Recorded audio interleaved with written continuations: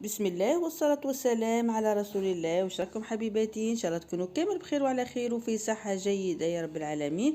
كما تشوفوا جبت لكم وصفة رائعة، وصفة الكرنب المحشي او دولمة الكرنب. تجي رائعة، صحية، خفيفة، ومناسبة لوجبة الغداء او عشاء. مليحة لأطفالنا، مليحة لينا، مليحة حتى لمرضى السكري، ما ترفعش نسبة السكر في الدم. ان شاء الله تجربوها وتعجبكم وتنال رضاكم. نخليكم مع الوصفة حبيباتي. نجيبوا راس تاع الكرنب، نغسلوه مليح، نحيولو هذاك الراس اللي من الفوق، باش في ساعة نحالنا الاوراق نحطوه نغليوه حتى 3 دقائق الى 4 دقائق في الماء. نحطوه في الماء البارد ثم نحطوه على النار، يولي تسهل علينا الاوراق، نحيوها بكل سهولة وبكل بساطة باش نتحصلوا على ورقة كاملة. يحبوا يفوروهم تانا تجي مناسبة طريقة لنزع الأوراق. كذلك نحطوها في الكسكس، نحطو شوية تاع الماء، نفوروها، تبدأ الأوراق نتاعنا تتنحى بكل سهولة بهذه الطريقة حبيباتي. وكيعود راس كبير كاين حتى اللي يقصوه على 2 ولا على 4. أنا الراس تاعي صغير فقط، يناسب وجبة عشاء ل4 أشخاص. نجيبو بعد ما نحيت هذيك الاوراق وجدتهم باش نحشيهم، نحط فيهم لا فيونداشي تاعي واجدين. نحتاج في الوصفه الى المعدنوس الرائع كما قلت لكم مليح للجميع الوصفات لي غراتان، حتى 3 ملاعق من لا شابلور البقسماط او الخبز اليابس. مانيش راح نستعمل في هذه الوصفه الروز، كاين يستعملوا الروز يغسلوه حتى حفنه يحطوها مع لا فيونداشي. انا بوغ ايفيتي النشويات باش لاصحاب الدايت والمرضى واللي يديروا في الرجيم مناسب ليهم، لانهم ما يحبوش ياكلوا هذه العجائن. كميه من لافيونداشي يعني اللحم المرحي. نحتاج الى حبتين من الطماطم مرابيه، نسحقها في لاصوص لاني حندير ان صوص. بالنسبة للتوابل كما تعرفوا نستعملوا شوية تاع الفلفل العكري الحار اللي يحب الحار، شوية تاع الكمون، شوية تاع الكزبرة، وشوية تاع الفلفل الكحل. نحطها على المكونات، شوية تاع الملح طبعا على حسب الكمية. كذلك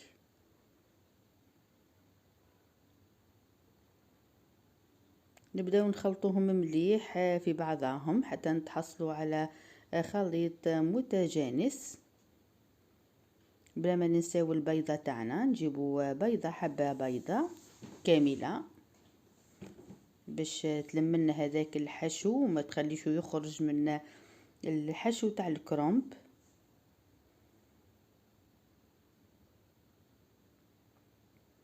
نخلطوهم باليد احسن باش تدخل هذيك التوابل وهذاك البصل جيدا مع المعدنوس، يعطي للحم نكهة.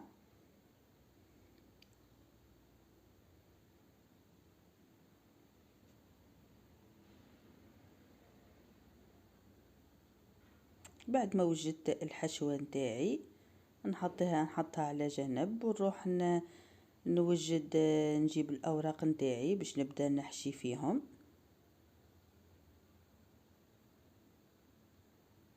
هذيك الراس خليت بقايا منه ما نطيشوهمش كلش، نستعملوا في هذا الكغاتان. نقصوهم هكذا بالطول باش نحطوهم على قاعدة الصحن الفرن نتاعنا،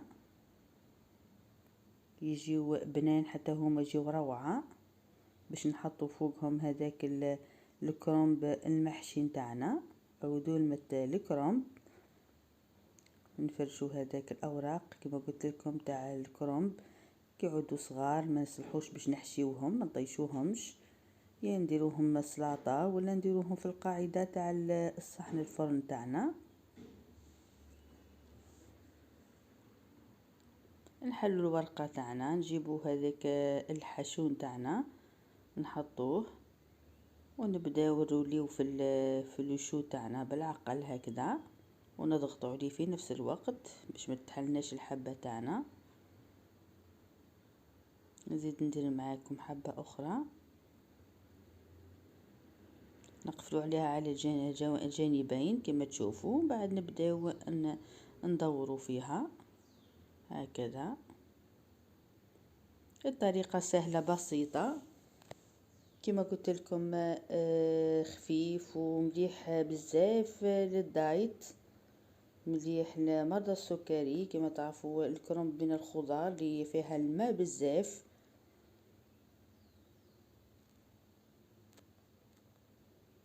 وفيها الالياف مليحه بزاف للهضم. نبداو نحطوهم كما قلت لكم فوق هذاك الكرنب نتاعنا اللي قصيناه. نكمل الحبات تاعي كامل.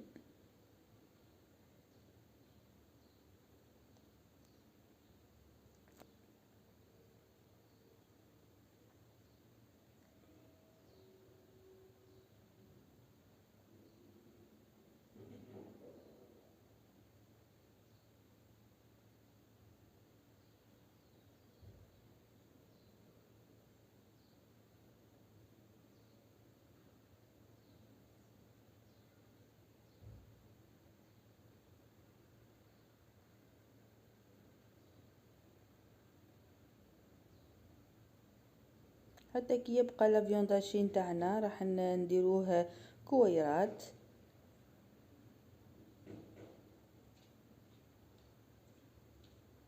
نحطوهم حتى هما مع الكرنب يطيبوا.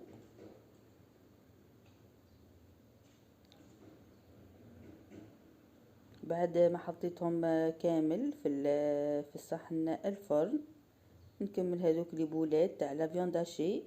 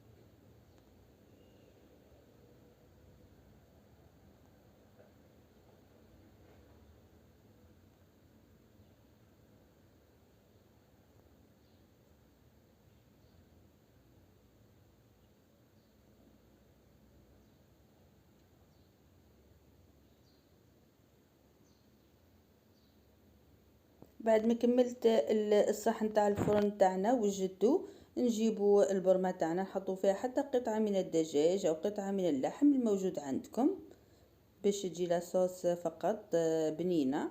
اللي ما عندوش يقدر يدير مكعبات جامبو او اي نكهه، حتى صلصه طماطم تجي هكذاك. المهم تجي رائعه.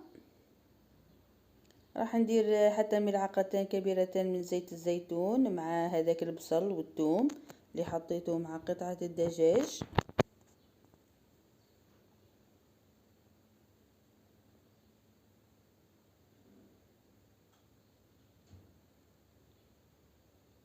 نحطوا شوية تاع التوابل، شوية تاع الفلفل الكحل، شوية تاع الكزبرة، ونديروا ملعقة ونصف من الطماطم على حسب الطماطم، يعني النوعية اللي عندكم. كي تعود حمرا بزاف ما تحتاجوش تديروا بزاف تاع الطماطم، لأن راح نديروا حبتين من الطماطم الطبيعية.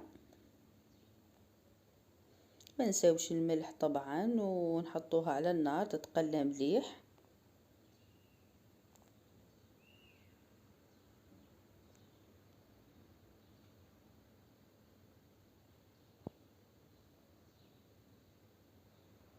ما نساوش ورقة الغار او الرند، تجي بزاف مليحة. قطعة الكركم طبعا، ما عنديش مرحي، حطيت قطعة من تاع الكركم، مفيد جدا لصحتنا ولمريض السكري كما قلت لكم، مليح بزاف.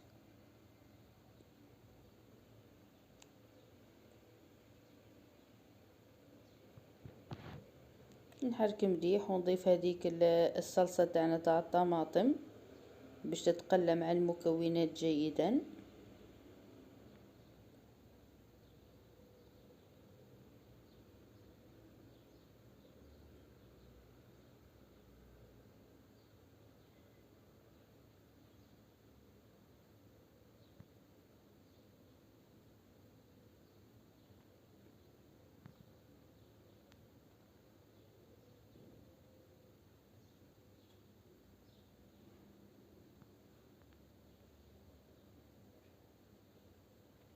بعد ما قليتها مليح نجي نمرقها بشويه تاع الماء، ما نكتروش الماء بزاف لانه ما نسحقوش الصلصه بزاف اللي راح تطيب لنا المحشي الكرنب.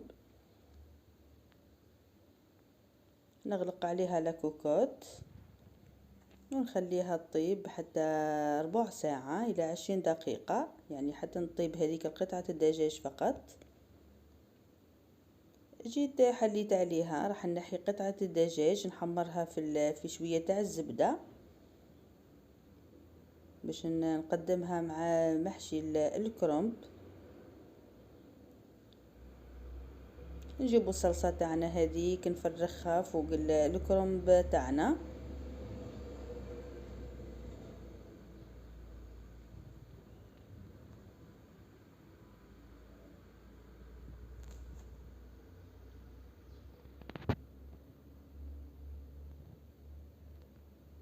نكتفي بهذا المقدار. نعدل الصحن تاعنا، نجيبو بابي فيلم او بابي كويسون نغطيه هو الاول، لان راح نستعملو ورق الالومنيوم الموجود عندكم حبيباتي. نغطيوها مليح بورق الالومنيوم باش تطيب لنا جيدا. ندخلوها في الفرن بعد ما سخناه على 180 درجة، ما يديش وقت بزاف، من 35 دقيقة الى نصف ساعة فقط. اللي حاب يدير لا فيوند هاشي من الفوق يدير،